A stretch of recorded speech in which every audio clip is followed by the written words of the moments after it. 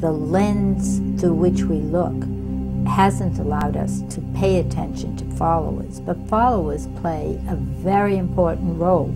There are no leaders without followers. It's important for us to focus on the fact that leaders look to followers and followers look to leaders. It isn't just a one-way street.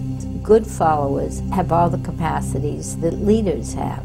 Today we need leaders at every level of the organization. Having one leader, one person who calls all the shots, is not necessarily the best way to get a good result.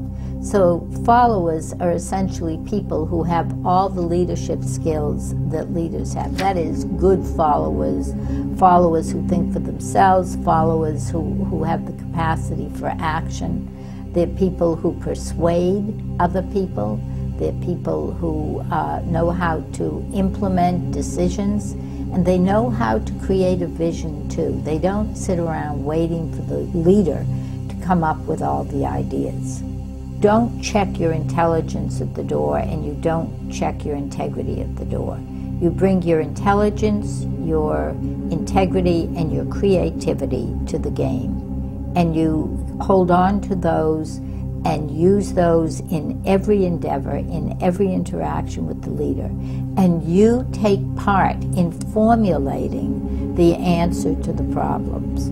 And you also are unafraid to speak truth to power. Good followers are engaged in that conversation. They're engaged in that enterprise. But to see in the other that a precious, perhaps peculiar, perhaps different part of ourselves that needs to be taken care of too.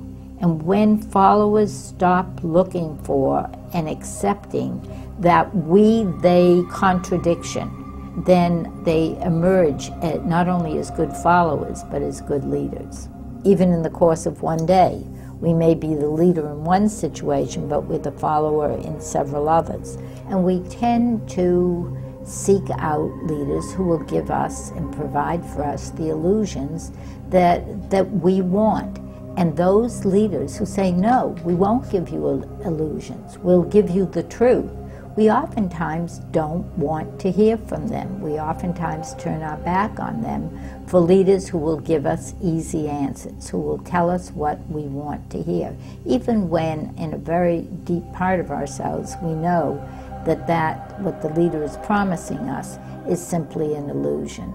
So I think it's really critical for us as followers or constituents to think about what kind of leaders do we need in the world, and how can we help those leaders to be successful. Right now, we live in a world that's careening out of control.